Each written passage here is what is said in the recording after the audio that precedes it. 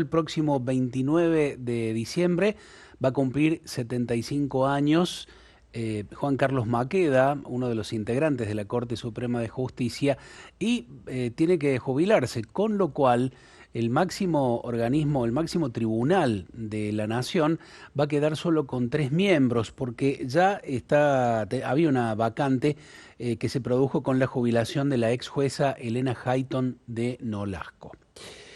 En el gobierno nacional, el Poder Ejecutivo, están analizando la posibilidad, lo han dicho algunos referentes, otros lo han desmentido, pero es muy probable que pueda ocurrir, apelar a un decreto para un nombramiento en comisión de un juez que es por demás polémico, el juez Ariel Lijo, cuya postulación ya fue cuestionada hace un par de meses atrás cuando el presidente Milei manifestó su deseo de que Lijo integre la Corte Suprema de Justicia de la Nación.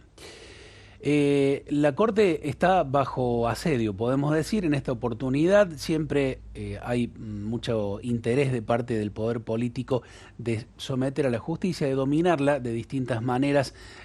No está ocurriendo otra cosa distinta en esta etapa. Por eso hemos convocado al doctor Pablo Riveri, que es doctor en Derecho y Ciencias Sociales, es especialista en Derecho Constitucional, profesor de Teoría Constitucional en la Universidad Católica de Córdoba y de Derecho Constitucional en la Universidad Nacional de Córdoba. Pablo, lo saludamos, gracias por este contacto con Radio María. ¿Cómo le va?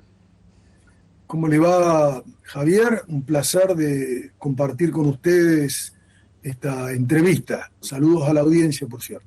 Muchas gracias. Estamos aquí con mis compañeros Cristian y Cecilia. Bueno, hay muchas preguntas para hacer, doctor. La primera, ¿qué dice, para dar un marco, ¿no?, a la conversación, qué dice la Constitución o la legislación específica acerca del número de integrantes de la Corte? Porque muchos ciudadanos no tenemos claro allí qué dice la legislación vigente. Bueno, no vamos a hacer todo el ciclo histórico para explicar cómo se ha regulado la composición de la Corte, pero si bien es cierto que ha habido distintas composiciones, que luego de la reforma de 1860, la primera gran reforma que tuvo nuestra Constitución, dejó librado digamos, a una reglamentación por vía legal la cantidad de miembros que debe tener nuestro tribunal cimero, es decir, nuestro máximo tribunal que tiene competencia constitucional en el país.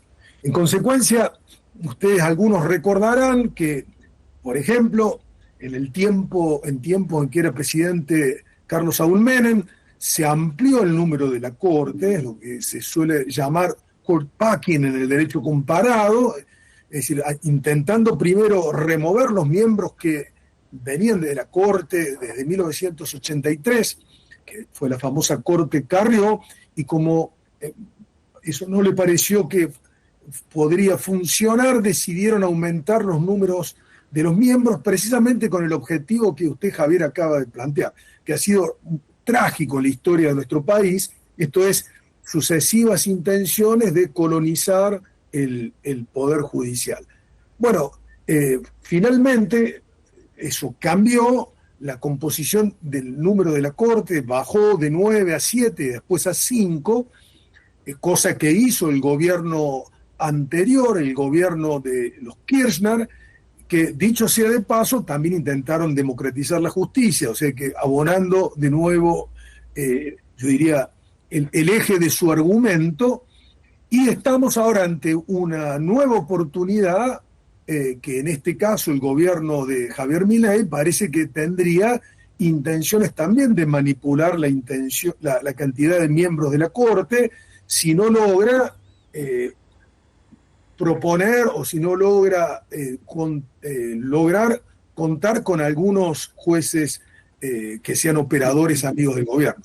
Eso claramente se nota precisamente con la nominación del juez Lijo, que usted ha señalado, es una persona muy cuestionada, que dio una pobrísima eh, muestra de idoneidad y de capacidad para tan importante cargo cuando fueron las audiencias que pasaron hace un par de meses, que se llevaron adelante en el Senado y que obviamente hay importantes sospechas de que es un juez que no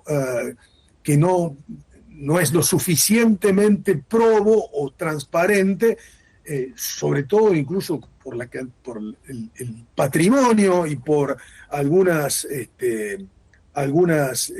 situaciones desde el punto de vista procesal, donde casos de corrupción en sucesivas lealtades que habría practicado este juez habrían dormido en los cajones de este juez.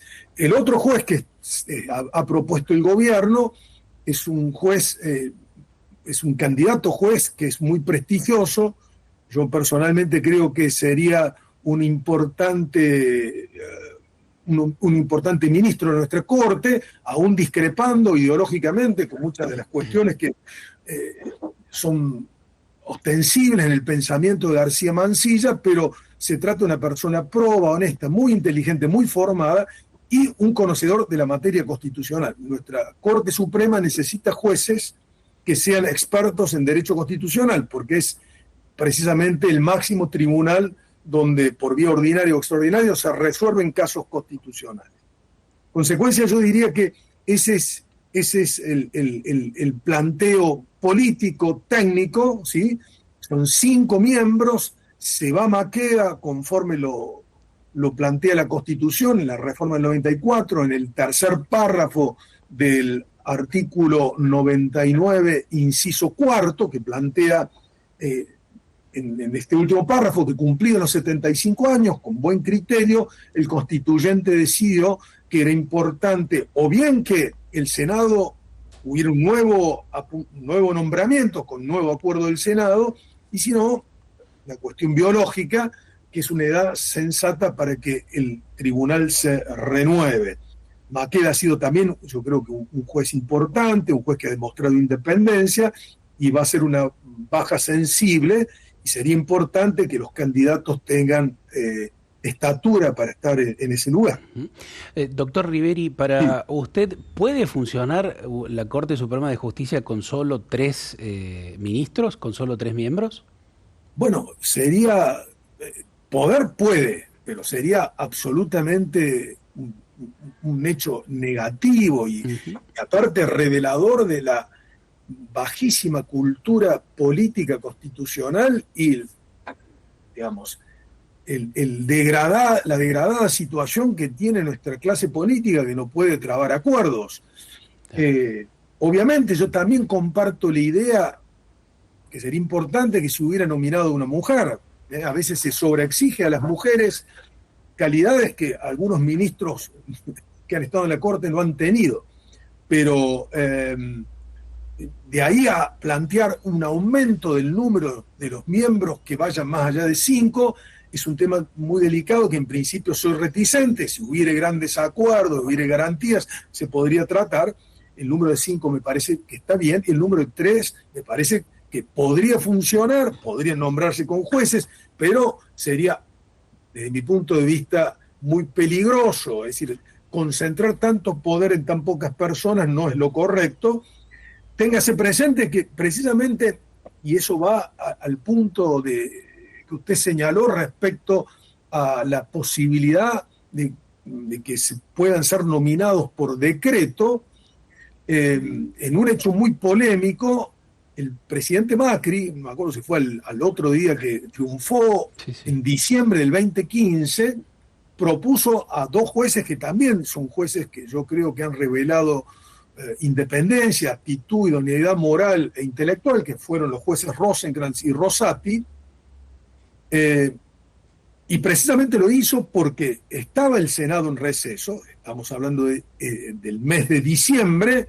El periodo ordinario de sesiones va del 1 de marzo al 30 de noviembre, y bueno, en esa situación, aún siendo polémica esa designación que se dice técnicamente en comisión, no fue nominado por un decreto de necesidad de urgencia, como se suele mal señalar a menudo con mala fe, sino que es un atributo que tiene el Poder Ejecutivo en el artículo 99, inciso 19, semejante, copiado al artículo 2, párrafo tercero, la sección segunda de la Constitución norteamericana. Esa designación en comisión dura hasta el próximo periodo legislativo. Ujú. Si el Senado hubiese rechazado esa nominación, ambos jueces deberían haber abandonado el cargo, y lo que sucedió es que ambos jueces cosecharon los acuerdos, más de un 80%, Maqueda, Rosati, si mal no recuerdo, tuvo 60 senadores y casi 60 tuvo también Rosenkrantz, es decir, superando los 2/3 presentes que exige la Constitución, y obviamente eso hizo que la Corte funcionara en condiciones de normalidad, y yo digo con dos buenos candidatos. De modo tal que en una situación similar es entendible que pueda haber alguna urgencia para completar el número de 5, pero yo creo que la pasividad o la tosudez del presidente, que sabemos que no es muy propenso al diálogo y a la concertación, está haciendo mucho daño, porque reiterar este tipo de movidas políticas puede traer un menoscabo al prestigio institucional de nuestra Corte Suprema, ¿no? Que es uno de los poderes que hoy tiene una especial relevancia por la alta tasa de litigiosidad y controversia que existe en nuestro país. En consecuencia, sería un despropósito, y espero que se logren los acuerdos, o bien para tratar de nombrar a quienes han sido propuestos. Desde mi punto de vista sería sumamente beneficioso que cayera la nominación del juez Lijo, ¿sí? Ujú. Es una cuestión, por supuesto, opinable, pero en todo caso, digamos, tratar de que si llegan, que lleguen con los acuerdos necesarios. Claro. Evitar esta sospecha que tenemos que el acuerdo con Lijo eventualmente sería un acuerdo, lo que se dice, bajo la mesa, para asegurar impunidad, porque obviamente sin tener los votos de la bancada afín a la expresidenta Fernández de Kirchner, que tiene varios procesos que seguramente van a terminar alojados en la Corte Suprema, o por lo menos con recursos que podrían habilitar una revisión de nuestro máximo tribunal, es muy lamentable que la gente perciba que la nominación no tiene que ver las actitudes morales, intelectuales de los candidatos, sino que es una negociación, yo diría, de baja estofa, ¿no? Esa es mi opinión. Bien. Doctor Sí, Pablo Riveri, buen día, Cecilia lo Buen día. saluda. Gracias. Consultarle sobre esta forma de constituir la Corte Suprema de Justicia de la Nación con solo 3 miembros, ¿qué efectos produciría, como para entenderlo como ciudadano común, ¿no? ¿Qué efectos retrasa las resoluciones de distintos casos? ¿Cuáles serían los efectos que nosotros como ciudadanos podríamos avisorar o ver? Bueno, primero de todo, piensen ustedes que, dado que el número es de 5, si hubiere desacuerdo, no puede funcionar con una mayoría de 2. ¿Se entiende? Es decir, si hubiera unanimidad entre los 3 jueces, no habría problema. Seguramente se tendrían que nombrar con jueces, que eso sería sumamente problemático, ¿sí? En consecuencia, sí habría ese tipo de inconvenientes. Obviamente hay un argumento que podría sostenerse, que va en sentido contrario, y que es un argumento que suele también señalarse cuando se habla de la ampliación del número de los ministros de la Corte, cuál es que a mayor número, primero mayor complejidad para ponerse de acuerdo, y son más despachos por los cuales los expedientes tienen que circular. En este país, Cecilia, casi nada funciona como debe funcionar. La Corte tiene un número supera largamente 12.000 expedientes o más por año, muchos de los cuales son resueltos de una manera sencilla. muchos de los casos que llegan, hay un artículo del Código de Procedimiento Civil de la Nación, que es el 280 y el 285, que se llama Writ of Certiorari, que permiten que muchas quejas que llegan o recursos extraordinarios no sean habilitados por razón de la trascendencia del tema, sin mayor fundamentación, ¿sí? Pero así todo, nuestra Corte, que ha seguido el modelo norteamericano, evidentemente es una Corte que funciona, yo diría, con un ejército administrativo, con secretarios letrados, con una, con una estructura que evita a menudo el verdadero rol y papel que tiene que tener un tribunal constitucional. Por ejemplo, la Corte Suprema de los Estados Unidos tiene alrededor de 200 casos por año. Y también tiene el certiorari, y a veces hay casos que no son habilitados porque no son suficientemente trascendentes o maduros, pero hay una gran expectativa sobre casos constitucionales, mientras que, como sabemos, en nuestro sistema, la Corte en gran medida ha desvirtuado esta situación. Situación que obviamente también tiene que ver por la alta litigiosidad, claro. Este fenómeno, que es un latiguillo, pero es cierto, que se denomina la politización de la justicia, es decir, la incapacidad de los otros poderes del Estado a menudo de resolver en términos políticos, es una dimensión fundamental en un Estado democrático, sus propios inconvenientes y que exportan sus conflictos al Poder Judicial. Piénsese los casos de donde está involucrada la Caja de Jubilaciones de varias provincias, como la de Córdoba, piensen los litigios que existen en función, por ejemplo, con la coparticipación federal de impuestos. Acuérdense de las emergencias, cuando la Corte tuvo que intervenir de una manera, yo creo que sumamente importante y categórica, defendiendo a la Ciudad Autónoma de Buenos Aires y a los estudiantes de la Ciudad Autónoma de Buenos Aires, cuando el presidente Fernández quería prolongar el aislamiento social preventivo obligatorio en tiempo, sin ningún tipo de argumentación ni de razones probadas. En consecuencia, Cecilia, desde el punto de vista, como digo, formal, desde el punto de vista material, y desde el punto de vista estrictamente jurídico, constitucional, desde el punto de vista político, es muy lamentable que lleguemos a esta situación. Y es lamentable que el actual presidente, fíjense ustedes, con todo el tiempo que ha tenido, eventualmente esté precipitando en un tiempo, insisto, de receso,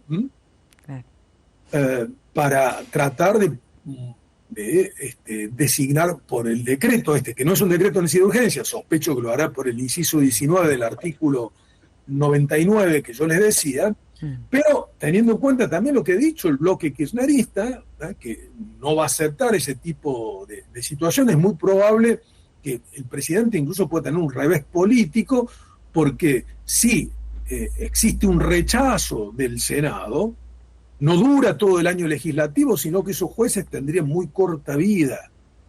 Y desde mi punto de vista eso sería otro papelón desde el punto de vista institucional. Doctor Pablo, Cristian le saluda, buen día. Buen día, Cristian. Mi pregunta va orientada específicamente al tema de la postulación de Ariel Lijo y de Manuel García Mansilla. Si existen legalmente algunas condiciones que, por lo que se está objetando respecto a Ariel Lijo, no estaría cumpliendo Ariel Lijo y aún así el gobierno intenta, concretar esta designación. Bueno, en el año 2003, si mal no recuerdo, el decreto 222, fue una reglamentación del Poder Ejecutivo en tiempo de Néstor Kirchner, planteó, y yo creo que eso fue algo interesante, una serie de requisitos formales que debían llevarse adelante, sobre todo mediante la postulación que hace el Poder Ejecutivo para dar transparencia a la nominación de candidatos a cubrir cargo de ministro de la Corte Suprema, ¿sí? Eso tuvo que ver, por ejemplo, con lo que vimos de las audiencias públicas, la posibilidad de que pueda haber lo que se llama un benchmarking, se habla en inglés, sobre lo que ha hecho, se puedan dar cuáles son los antecedentes, que la audiencia sea pública. En los Estados Unidos hubo casos donde ha habido altísima audiencia televisiva porque es muy importante la nominación de un juez, donde se le indaga, se tiene conciencia también del papel político que tiene un ministro de la Corte, cuál es su pensamiento en temas de fondo, vinculados, por ejemplo, con derechos fundamentales, o pueden ser temas muy sensibles y divisivos en la sociedad, como puede ser el derecho a la interrupción voluntaria del embarazo, la eutanasia, los derechos que tienen o las competencias y poderes de los estados subnacionales. Bueno, eso se dio, y desde mi punto de vista hubo una diferencia marcada entre la solvencia que demostró García Mansilla y el pobre papel que hizo el hijo. El hijo, por otro lado, ha cosechado algún tipo de respaldo en llamados grupos de interés. Es decir, cuando se habla a menudo de la casta, bueno, hay distintas castas enquistadas en distintas partes del Estado. Y obviamente el hijo representa, bueno, a cierta burocracia judicial, y bueno, y muchos de los respaldos que ha cosechado tienen que ver con grupos de interés que creo que no tienen comparación con muchas organizaciones que han apuntado precisamente las sospechas que existen respecto al candidato el hijo, que por supuesto yo descarto que muchas de ellas no deben ser ciertas, por más que no soy un optimista respecto a la sensibilidad y la sensatez de nuestro gobernante, sospecho que debe haber habido alguna criba cuando se lo ha propuesto, ¿sí? Consecuencia, yo creo que también, desde el punto de vista político, yo defiendo una dimensión política en el derecho constitucional. Mi objeción no apuntaría al derecho que tiene el presidente a postular, por ejemplo, a García Mansilla, que puede tener en gran medida alguna afinidad ideológica. ¿Sí? Claro. Es una persona sensata. Eso pasa en Estados Unidos. Con Trump, generalmente los candidatos que ha apuntado, los presidentes republicanos han sido más conservadores, y eso se sabe y se reconoce. Entonces, yo no apuntaría a que, digamos, que pueda haber una objeción respecto a ese margen de discrecionalidad, arbitrariedad, que incluso podría beneficiar al hijo, ¿sí? El problema está, ¿sí?, en que cuando un candidato es tan resistido, cuando existen semejantes sospechas, en un país que está tan vapuleado, que tenemos tantos conflictos internos, que hay tanta desesperanza, bueno, es un factor de preocupación. Claro, ¿no? Claro. Una señal de la sociedad. Una señal, exactamente, Cristian, esa es mi opinión, una mala señal, ¿sí? Porque, por ejemplo, insisto, yo también conozco a todos, los conozco, los ministros de la Corte, con algunos tengo mayor o menor trato, pero nadie dudaba, salvo algunas opiniones mal interesadas respecto a las cualidades morales e intelectuales del actual presidente de la Corte, Rosati, y de Carlos Rosenkrantz, ¿sí? Uh-huh. Claro. Eso es lo que entiendo yo. Como digo, nadie puede dudar sobre las cualidades intelectuales de una persona como Manuel García Mansilla, que es actual decano de la Universidad Austral, que es un reconocido profesor, una persona, digamos, destacada y, bueno, dedicado al derecho constitucional, a la docencia, a la práctica de la profesión, intachable. Entonces, a uno a lo mejor le gustaría, puede tener alguna afinidad política, pero yo creo que es una persona, aparte, técnicamente dotada, que vuelve previsible cuál puede ser el comportamiento en la Corte. Claro. Y también estos sujetos que tejen debajo de la mesa, que tienen solamente el respaldo político. Acuérdense de un juez ya desaparecido, que, como decía recién, practicaba sucesivas lealtades. Bueno, eso es muy preocupante, ¿no es cierto? Porque son operadores, no solamente de la política agonal, de los partidos, de las fracciones que pueda haber, del kirchnerismo, del mileísmo, sino que muchas veces son operadores de lobbies privados, Claro. intereses privados. Doctor Riveri, sabemos que usted tiene un montón de responsabilidades allí, pero lo despido con una sola preguntita más, y no directamente vinculada a este tema, pero un tema que sí está en agenda, como es el proyecto de ley de ficha limpia que fue presentado y en los últimos días en 2 oportunidades no consiguieron quórum para la aprobación. ¿Cuál es su mirada, un breve resumen para conocer, digamos, su opinión, que es muy importante para esto, sobre ese proyecto en cuestión? Bueno, no conozco el proyecto en detalle, he leído por versiones periodísticas, pero obviamente me parece que es algo importante. Es decir, que haya mecanismos institucionales para prestigiar la política, Claro. para asegurar que haya candidatos probos. Esto que ustedes saben es otro lugar común, que el Congreso, la legislatura, se transforma en aguantaderos, es decir, personas sospechadas de actos ilícitos que abandonan el Poder Ejecutivo y que ingresan en las listas para tener inmunidades que eviten ir presos, si no hay inmunidad de proceso, pero sí la posibilidad o de dificultar la actuación de la justicia y eventualmente que funcione como es el sentido que popularmente se suele denominar, de que el Congreso a menudo funciona como un aguantadero, o como un recinto donde personas de escasa aptitud y sensibilidad política, no hablamos solamente de idoneidad intelectual, suelen tener asegurado un conchavo durante 4 o 6 años. Es muy lamentable. Por lo tanto, yo en su momento, en este momento no lo tengo presente, leí por versiones periodísticas, tenía alguna objeción, porque sí entiendo que es importante que haya mecanismos que eventualmente hagan una suerte como de bucle o loophole, Claro. que se dice en inglés, para evitar que en un país que se deteriora o que puede tener situaciones autoritarias, como vemos que sucede en Latinoamérica. Yo creo que hoy por hoy estamos lejos en nuestra democracia de esa situación, pero que puedan haber esto que se llama el lawfare, que yo creo que no existe en el 99% de los casos que se ventilan periodísticamente, pero que es una posibilidad en el mundo actual. Bueno, evitar que esto no sea una puerta que cercene la voluntad popular y que haya mecanismos de transparencia, pero en general no tengo ninguna duda. Persona que tenga un doble conforme, que haya sido sentenciada, que haya habido una sentencia firme y que quiera que encima todos le paguemos el sueldo, me parece que es un disparate. Por lo tanto, me parece que este tipo de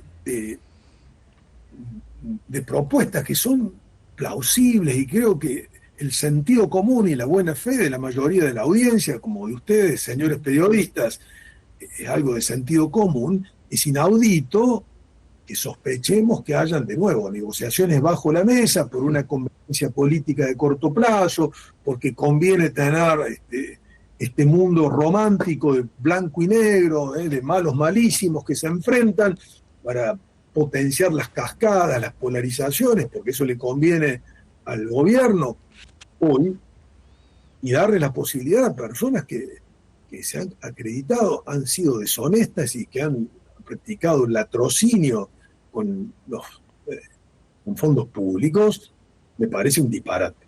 Esperemos que prime la sensatez. Ojalá que así sea. Gracias, doctor Riveri. Ha sido un gusto tenerlo aquí en Radio María Argentina. Que tenga muy buen día. Gracias, Javier. Un saludo a Cristian, a Cecilia. Gracias. Y a toda la audiencia también. Gracias, Hasta luego. doctor.